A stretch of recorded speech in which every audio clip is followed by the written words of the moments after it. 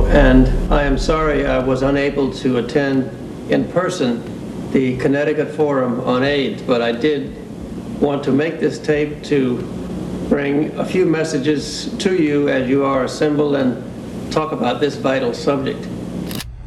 Rap singer Eazy-E has lost his battle with AIDS just 10 days after revealing that he had the disease. We don't have to take our clothes off. Did you know that some talented black actors lost their lives to AIDS?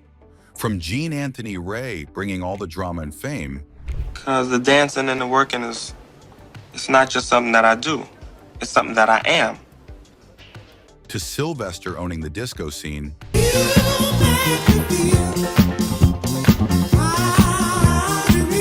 And Arthur Ashe rewriting the rules in tennis and activism.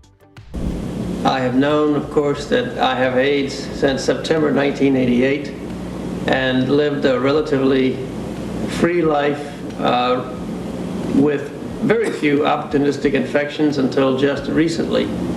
Let's look at these 25 actors' lives and remember their contributions with respect and sadness. First up, we have Gene Anthony Ray. Because the dancing and the working it's not just something that I do, it's something that I am. Gene Anthony Ray was the guy who brought Leroy Johnson to life and fame, and he totally owned that role. His energy and raw talent made him a standout on screen and earned him fans everywhere. Well, it's everything I thought it was going to be and more. But like many, Gene had his share of struggles, especially with addiction. Things took a serious turn in 2003 when he had a stroke that left him in rough shape. He was also living with HIV, though it's unclear if it played a direct role in his passing. He died that same year at just 41. Next is Willis Smith. Smith, our first nominee for a Winnie, is a child of the 60s who has made it into the 1970s. He's 30 years old, a turning point. His clothes are frisky and basic at the same time. Willie Smith was the OG streetwear designer who flipped the fashion game. Born in Philly, he made high fashion feel accessible and stylish for everyone. In 1976, he launched his label, Willie Wear Limited, and it blew up for its fresh designs and affordable prices. Known for mixing bold colors with plaid and stripes, Smith was one of the first to drop both menswear and women's wear under the same brand. His pieces weren't just for everyday folks. Even celebrities were rocking his looks. Plus, he collabed with artists like Keith Haring and Barbara Kruger. Sadly, Willie's life was cut short by AIDS, but his influence still lives on in the fashion world today. Next up, Arthur Ashe. Hello, and I am sorry I was unable to attend in person the Connecticut Forum on AIDS, but I did want to make this tape to bring a few messages to you as you are assembled and talk about this vital subject. Arthur Ashe started playing tennis at 7 and went on to make history as the first black player to win major titles like the US Open and Wimbledon, breaking barriers in the sport. I have known, of course, that I have AIDS since September 1988 and lived a relatively free life with very few opportunistic infections until just recently. In the late 80s, Ashe faced health problems, and it turned out he had contracted HIV from a blood transfusion during heart surgery. He kept it quiet for years, but finally went public in 1992, using his platform to raise awareness about HIV and reduce the stigma. Ashe passed away in 1993, but his legacy as a tennis legend and advocate for social causes, including HIV awareness, still lives on. Next up is David Cole. And sad and shocking news from the world of dance music. David Cole, one of the C's of CNC Music Factory, died Tuesday morning in New York City. David Cole was a game changer in the music world, co-founding C+C Music Factory and helping make hits like Gonna Make You Sweat, Everybody Dance Now, the ultimate dance anthem. Now you're one of the honorees tonight, aren't you? Not that I know of, but I don't mind being one of the honorees. I could be one. You want to be an honoree? Not just a performer, he was a skilled producer and songwriter, working alongside Robert Clivillés to create chart-topping tracks that defined the 90s sound.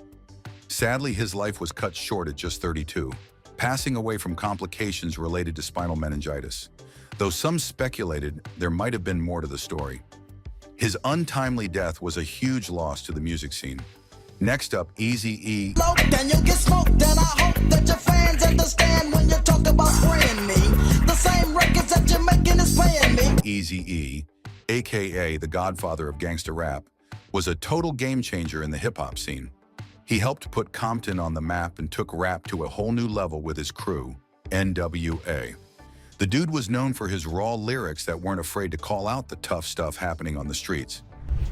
Rap singer Eazy-E has lost his battle with AIDS just 10 days after revealing that he had the disease. But in 1995, things took a dark turn. Eazy-E was just doing his thing, rehearsing, when he suddenly collapsed. Turns out he was battling AIDS, something he kept on the down low until he got really sick. On March 16, 1995, he publicly came forward to talk about it, hoping to raise awareness and encourage people to get tested. Sadly, it was too late. Just a couple weeks later, Eazy-E passed away at 30, leaving a huge hole in hip-hop. His death hit hard, and it was a wake-up call for fans and the entire music world. Next is Bobby DeBarge. I know a place where we can dance the whole night away underneath the electric. Bobby DeBarge was a straight-up legend with that high tenor voice that made you stop and listen. But behind the music, Bobby was dealing with some serious demons. He started struggling with addiction at just 15, and it really took a toll on both his career and personal life. Things got even darker when, in the late 80s, he ended up in prison for drug trafficking. While locked up, Bobby got the devastating news that he had HIV, which was a huge blow at the time, especially since there were so few treatments available. Even after he got out of prison, his health kept getting worse. Bobby tried to make a comeback, but the effects of living with AIDS were too much. Sadly, he passed away from complications related to the disease, leaving a legacy of music, but a story full of struggles. Kenny Green is next.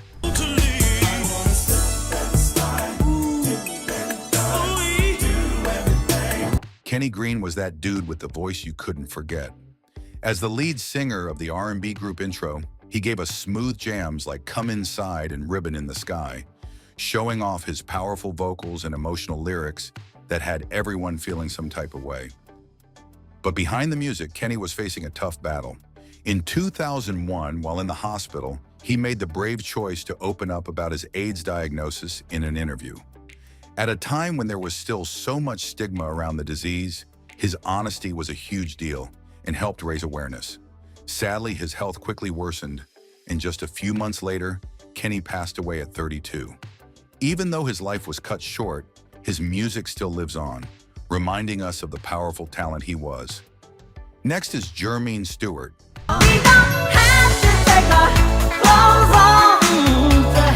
Germaine Stewart first made waves as a dancer on Soul Train, where his energy and moves had everyone talking. That spotlight eventually led him into music, and by the mid-80s, he was dominating the charts with his iconic hit, We Don't Have to Take Our Clothes Off.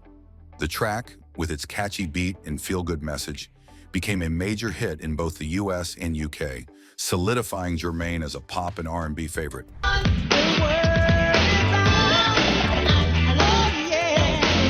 But behind the success, Germaine was fighting a private battle. He was diagnosed with AIDS, which tragically took his life way too soon. At just 39, he passed away from AIDS-related complications, leaving a lasting impact on the music world. Germaine may be gone, but his legacy lives on through his unforgettable music and that energy he brought to the stage. Up next, Allen Wiggins. Last season, Wiggins stole 70 bases for the Padres, but he recently underwent drug treatment for the second time in 3 years.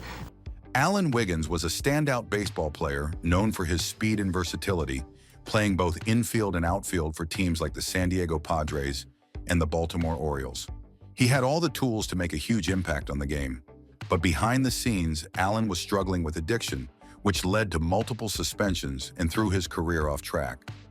Despite trying to get clean, his personal demons kept getting in the way. Tragically, Allen contracted HIV through drug use, and his health took a serious hit. At just 32, he passed away from complications related to AIDS. His story serves as a harsh reminder of how addiction can destroy lives, not just careers. and how important it is to offer support to those fighting these battles. Next is Wayne Cooper.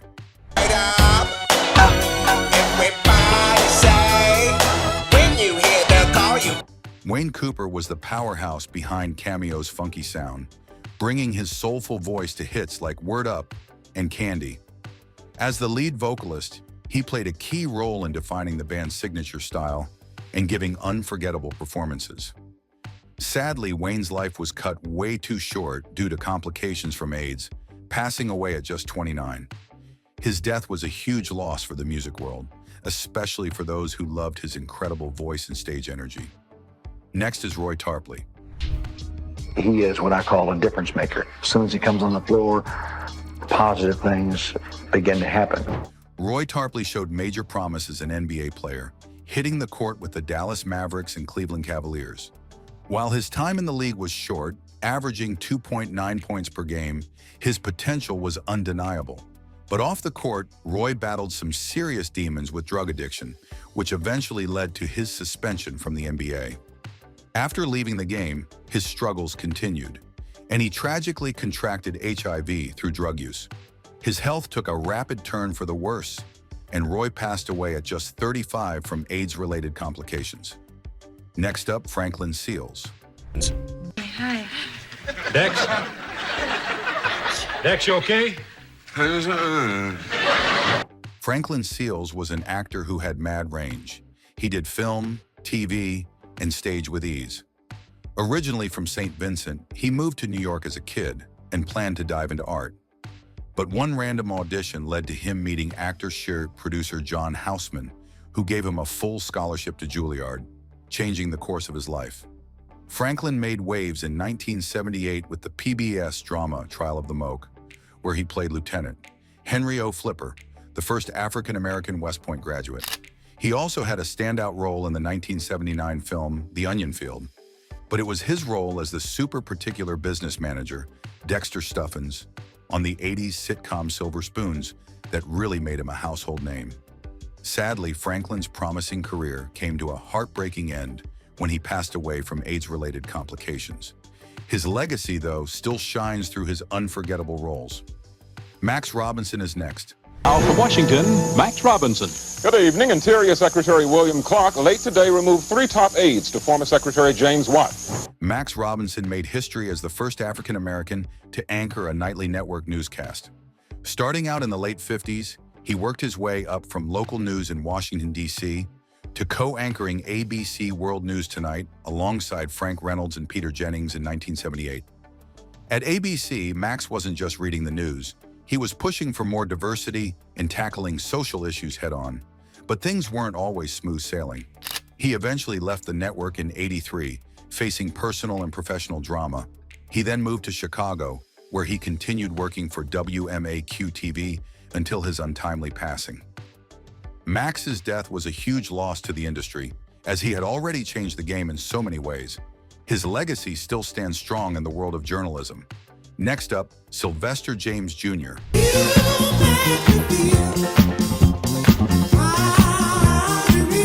Sylvester James Jr., better known simply as Sylvester, was a true icon of disco and an absolute legend in the LGBTQ+ community. Born in LA in 1947, in 1970, he moved to San Francisco and joined the Cockettes, an avant-garde drag group where his bold look and killer falsetto voice made him a standout. Going solo, he dropped his first album in '77, but it was his 1978 hit Step 2 that really made him a disco sensation with bangers like You Make Me Feel, Mighty Real, and Dance, Disco Heat.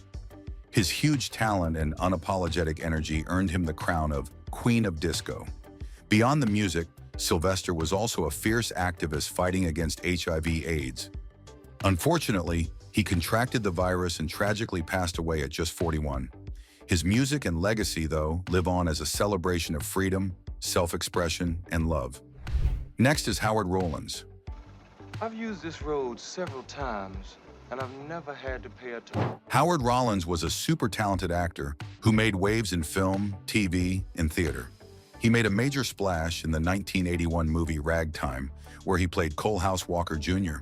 His role earned him an Oscar nomination and a couple of Golden Globe nods, setting the stage for even more big roles. Rollins also starred in the Roots miniseries in 1979, played Captain Davenport in A Soldier's Story, and became a fan favorite as Virgil Tibbs on the TV series In the Heat of the Night. But behind the scenes, Howard had some personal battles. He struggled with addiction and legal troubles, which unfortunately affected his career. He was diagnosed with HIV, which led to AIDS-related lymphoma. Sadly, he passed away at just 46, but his legacy lives on through his incredible body of work. Next, Alvin Ailey. Choreographers start with an empty space, a body or two, and we say, carve this space. Alvin Ailey was a game changer in the dance world. He founded the Alvin Ailey American Dance Theater in 1958 with the mission to shine a spotlight on the African-American experience through movement. One of his most iconic works, Revelations, dropped in 1960 and is still a major part of the modern dance world today. Known for mixing theater, modern dance, ballet, and jazz, Ailey's performances were all about raw emotion and cultural power. He also started the Ailey School in 1969 and Ailey 2 in 1974, giving dancers a place to grow and shine. Unfortunately, Alvin's life was cut short by AIDS, but his legacy is still going strong, and his work continues to inspire generations of dancers. Next up, Kevin Parker Hall. Hi, Mom. What are you doing mom here? out there? Yeah, that's my mom. That's your mom? What are you doing here in the middle of Mexico? Kevin Peter Hall was a legit legend, standing at a towering 7 feet 2 inches tall. The guy was made for big roles, and he totally nailed it in Predator and Harry and the Hendersons. His size made him perfect for playing these massive, memorable characters, but it was his ability to bring them to life that made him unforgettable. Tragically, things took a dark turn after a car accident. While recovering, he needed a blood transfusion and ended up contracting HIV. Even though he was battling huge challenges, he kept pushing through and kept entertaining us with his performances. Sadly, his health took a hit, and pneumonia took him too soon. Kevin Peter Hall passed away at just 35. Next up, Gil Scott-Heron.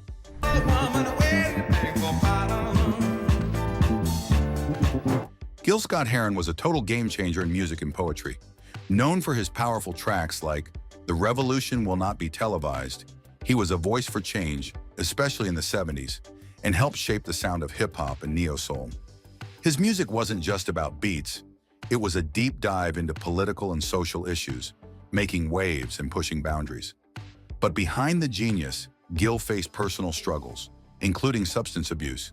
In 2008, he publicly opened up about living with HIV, shedding light on the fight against the disease. Sadly, we lost Gil Scott-Heron in 2011. Escarita is up next.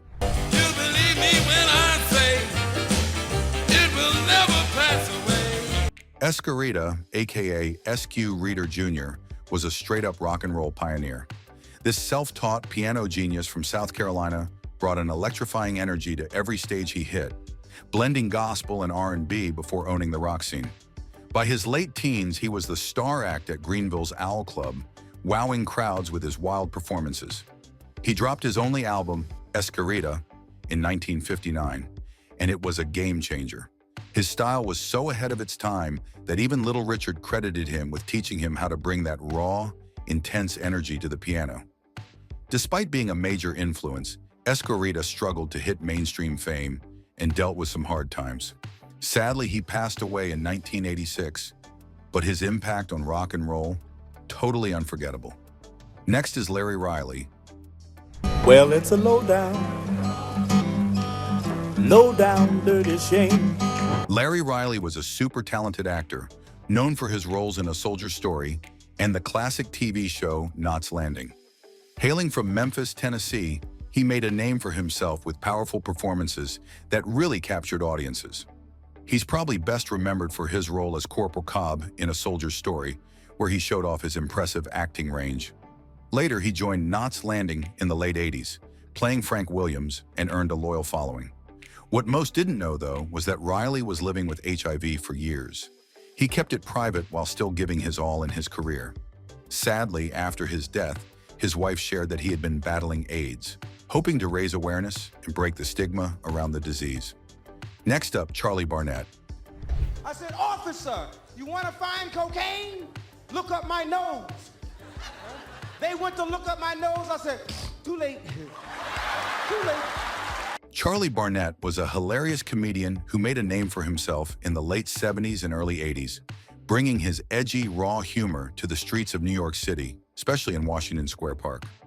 In 1980, Charlie took a shot at landing a spot on Saturday Night Live. The producers were into him, but his nerves over his reading skills led him to skip a second audition, and the gig ended up going to Eddie Murphy. No worries, though. Charlie kept doing his thing and popped up in TV shows like Miami Vice and DC Cab. Sadly, Charlie's life took a tragic turn due to heroin abuse, and he eventually passed away from AIDS in the mid-90s. His story is often remembered as part of the bigger picture of how HIV/AIDS hit the artistic community, taking some of the best and brightest too soon. Next up, Fela Kuti. Everybody say, yeah, yeah. Right. Fela Kuti was a straight-up legend who changed the music scene forever. Born in Nigeria, he created Afrobeat, a genre that mixed traditional West African sounds with funk and jazz. His bold electric performances made him an international star, and his music wasn't just for the dance floor. It was all about making noise for political change. Fela wasn't afraid to call out Nigeria's military rulers, even creating his own independent commune, the Kalakuta Republic, to resist them. Things got crazy in 1978 when the military raided the commune, and his mom tragically lost her life. But Fela didn't back down. He kept making music and using his platform to fight for social change. Even after being jailed by the government in the 80s on bogus charges, Fela kept pushing until his death in 1997. His legacy lives on, not just in his groundbreaking sound, but in how he used his art to stand up for what he believed in. But not only Black legends met their ends through this disease, a couple of other big superstars from other races did too. Here are one or two of them. First up, Freddie Mercury.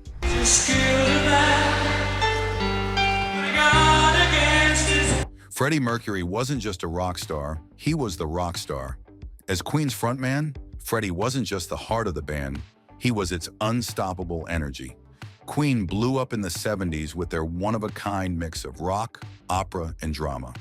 Tracks like Bohemian Rhapsody, We Will Rock You, and Don't Stop Me Now weren't just hits. They were anthems that defined an era. And let's not forget Freddie's electric performances that turned every concert into a full-on show. But behind all the glitz, Freddie was fiercely private. By the late 80s, whispers started about his health, but he kept things under wraps. Then, just before his passing in 1991, Freddie confirmed he had AIDS. It was a gut punch for fans everywhere, but his legacy, bigger, brighter, and louder than ever. Next is Rock Hudson. Not only did women say, that's the man I want to marry, many men said, that's the man I'd like to. Rock Hudson, Hollywood's golden boy of the 50s and 60s, was the definition of classic movie star charm. Tall, handsome, and oozing charisma. With a career packed full of hit rom-coms and dramas, he ruled the big screen and had fans swooning left and right. Hudson shot to fame with magnificent obsession and didn't slow down, starring in hits like All That Heaven Allows and Giant. The latter even scored him an Oscar nod. But let's talk about his iconic duo moments with Doris Day. Their romantic comedies like Pillow Talk were the blueprint for on-screen chemistry. Fans ate it up, and they became one of Hollywood's most loved pairs. But Hudson's off-screen life was another story. Behind the heartthrob image, he had to keep his sexuality under wraps because, let's face it, the Hollywood of his time wasn't ready for an openly gay leading man. In the early 80s, his health took a turn. Then, in 1985, Hudson became one of the first major stars to speak publicly about his battle with AIDS, forcing the world to confront a crisis that was largely ignored. His bravery in sharing his diagnosis broke barriers and helped shift the narrative around the disease. Rock Hudson's legacy isn't just about being a Hollywood icon. It's also about sparking a much-needed conversation when the world needed it most. And finally, Liberace.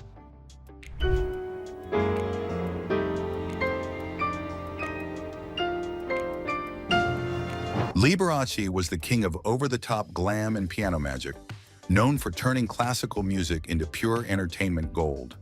With his flashy costumes, candelabra-covered pianos, and showmanship, he became one of the biggest stars of the 50s and 60s, raking in cash and making headlines everywhere he went. While fans couldn't get enough of his larger-than-life persona, Liberace kept his private life under lock and key. In a time when being openly gay wasn't an option, he denied rumors and fought to keep his image squeaky clean. By the 80s, his health was failing, but Liberace stayed silent about his battle with AIDS. He passed away in 1987, leaving behind a legacy of glitter, glam, and groundbreaking showbiz stardom.